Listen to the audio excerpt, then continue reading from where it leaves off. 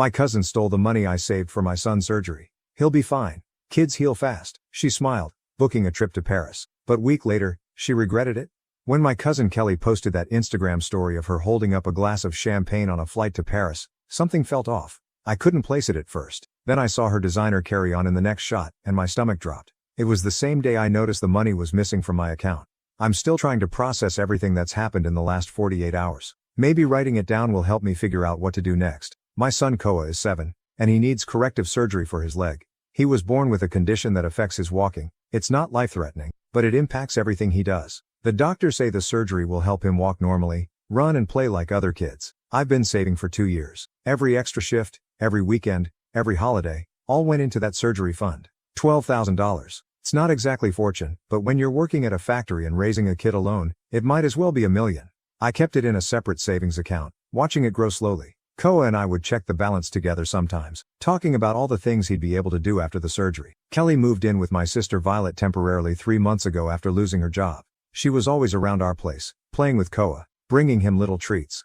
Looking back, I should have seen the signs. She kept asking about the surgery date, about the payment plans, about which account I was keeping the money in. I thought she was just being supportive. Last Thursday, I logged into my account during lunch break to move some money around. The surgery fund was empty. Just gone. I called the bank immediately. They confirmed several transfers made to a different account over the past week. Small amounts, probably hoping I wouldn't notice right away. I felt sick. I tried calling Kelly. No answer. Texted. Nothing. Then the Instagram stories started popping up. First the airport, then the champagne, then the fucking Eiffel Tower. Each post was like a punch to the gut. She wasn't even trying to hide it. I called Violet, who was just as shocked. She mentioned going to Paris, but she said she'd been saving up. Violet said. Harvey, I had no idea. She used my Wi-Fi, my laptop sometimes. I'm so sorry. Koa asked me yesterday why I looked so upset. How do you explain to a 7-year-old that someone he trusted took his chance to walk normally? He showed me the keychain of the Eiffel Tower that Kelly had given him last week. Look, Dad, just like where cousin Kelly is now. The same fucking keychain she probably bought with his surgery money. I finally got through to Kelly this morning on WhatsApp. Her profile picture shows her at some cafe, croissant in hand. When I confronted her about the money, her response made my blood boil. Oh come on Harvey, you're being dramatic. It's not like it's emergency surgery. He'll be fine, kids heal fast. Besides, I really needed this trip. Do you know how depressing it is being unemployed? I'll pay you back eventually. Eventually. Like my son's childhood is just supposed to wait for her to get around to it. I've documented everything. The transfers, the timestamps, the conversations. I'm not letting this slide. Kelly seems to think that family ties mean she can just take what she wants without consequences. She's about to learn differently. Violet is helping me figure out next steps. The bank is investigating the transfers, but they said it might be complicated since Kelly had access to my Wi-Fi and devices while at my house. She knew exactly what she was doing, making it look like the transfers came from my IP address. The surgery was scheduled for next month. Now I have to call tomorrow and cancel it. The thought of telling Koa makes me sick. He's been marking off days on his calendar, talking about playing soccer with his friends after he recovers. I'm not looking for advice about whether to press charges or go to the police. That decision's already made. I'm going tomorrow morning. What I can't figure out is how to tell my son that his surgery isn't happening. At least not soon. How do I explain that someone he loves chose a vacation over his ability to walk properly? Kelly keeps posting stories from Paris like nothing's wrong. Designer shops, fancy restaurants, tourist spots. Each post tags her location. Each one bought with money that was supposed to help my son walk. She even had the nerve to post a photo of some charity donation box at Notre Dame with the caption "Feeling blessed, giving back." I've muted her on everything, but Violet keeps sending me screenshots. You need to document everything, she says. She's right. Each post is basically a confession, showing exactly where my son's surgery money went.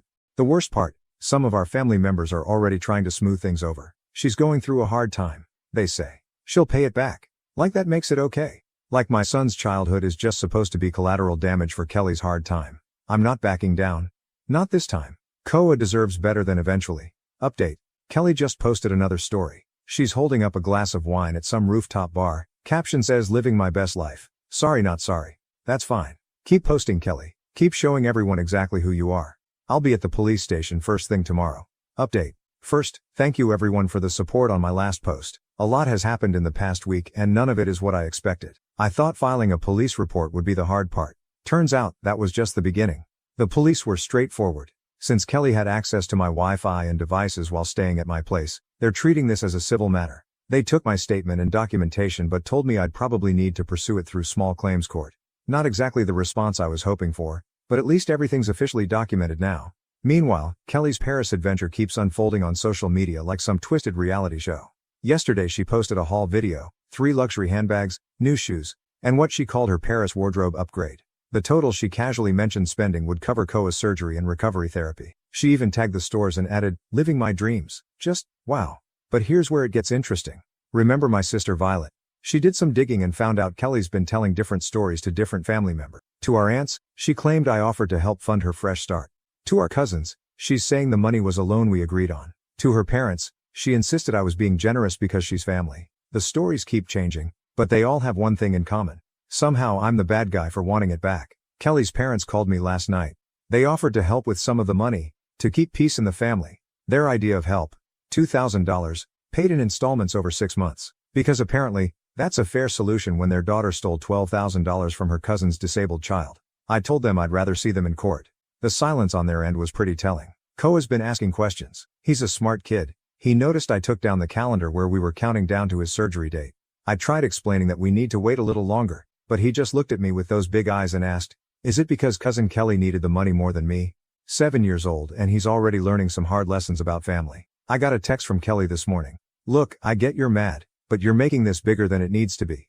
I'm not stealing, I'm borrowing. Besides, what's the rush? It's not like Koa's dying or anything. Kids are resilient. Resilient. Like that makes it okay." Violet's been amazing through all this. She's helped me document everything and even set up a spreadsheet tracking every purchase Kelly's broadcasting on social media. Evidence, she calls it. She's right, Kelly's basically building our case for us with every post and story. The family's split down the middle now. Half of them think I should be understanding, because Kelly's going through a phase. The other half are horrified but don't want to get involved. Only Violet's openly standing with me. She told our aunt, "A phase is getting a bad haircut or dating a drummer, not stealing a child's surgery money." I had to make some tough calls today. First, I canceled Koa's surgery reservation. The hospital put us back on the waiting list, but we lost our original spot. Then I called my bank again. They're still investigating, but at least they've flagged the unauthorized transfers. Small victories, I guess. Kelly finally answered one of my calls today. Want to know her brilliant solution? She suggested I just start a GoFundMe or something, because she's not in a position to pay right now. When I reminded her about the designer shopping spree she just posted, she actually said, "That's different. I needed those things for my image. How else am I supposed to network for a new job?" The real kicker came this evening. Kelly posted a long Instagram story about toxic family members and learning to put yourself first. She even threw in some quotes about negative energy and letting go of people who don't support your growth. The irony would be funny if it wasn't so infuriating. I'm meeting with a lawyer next week. Violet found someone who does free initial consultations. The family's already calling me dramatic for bringing lawyers into family business. But you know what?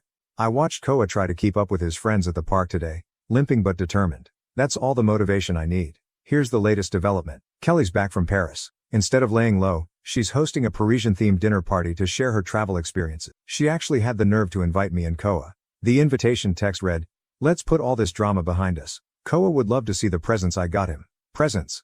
Like some tourist trinkets could make up for stealing his surgery money. I've got the lawyer meeting on Tuesday. Kelly doesn't know yet, but she's about to learn that actions have consequences, family or not. She thinks I'm overreacting. Fine. Let's see how she reacts when she gets served with court papers at her little Paris-themed party. Update 2. Sometimes karma needs a little push. After my last update, things got worse before they got better. But I finally found a way to make Kelly face reality. I didn't go to her Parisian dinner party, but Violet did. She recorded everything on her phone, not secretly, just openly Instagram storying like everyone else there. Kelly was in full performance mode, showing off her Paris photos on her iPad, bragging about every purchase. Then she got to a video that made my blood boil. She was at some cafe, holding up her glass to the camera. "Shout out to my cousin Harvey's savings account for making this trip possible. Sorry not sorry." Her friends were laughing in the background. She actually recorded herself admitting to stealing the money, thinking it was funny. Violet sent me the video immediately. Kelly noticed and started screaming at her to delete it. "It was a joke. You're ruining the party." The whole thing devolved into chaos, with Kelly's parents trying to calm everyone down while Kelly kept yelling about family betrayal. Here's where it gets interesting. Remember how Kelly's been job hunting?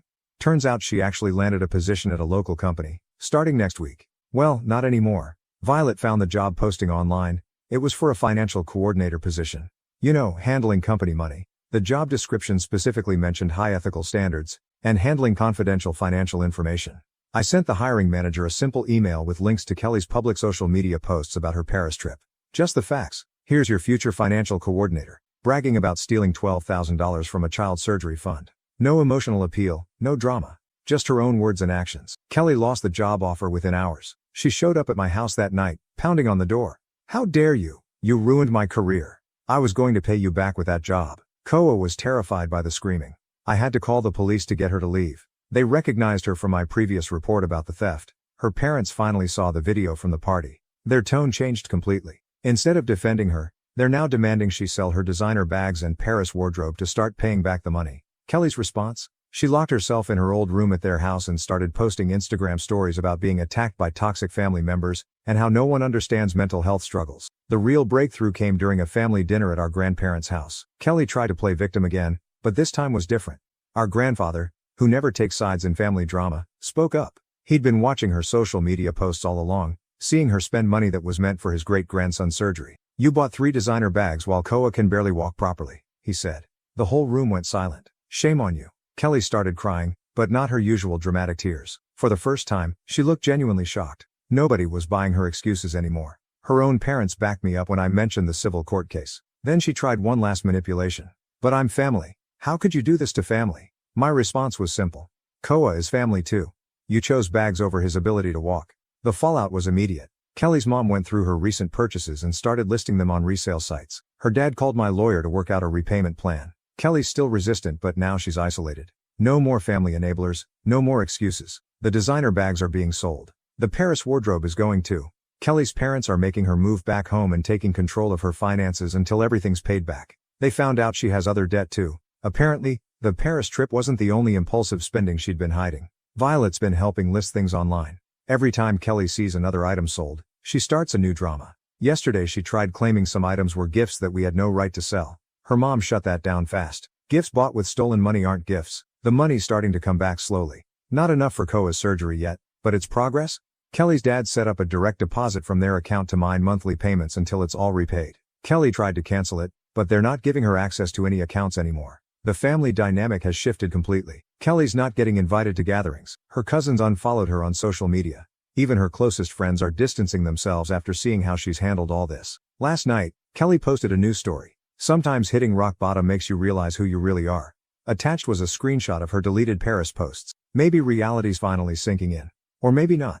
Just got a text from her. "Hope you're happy. My life is ruined and it's all your fault."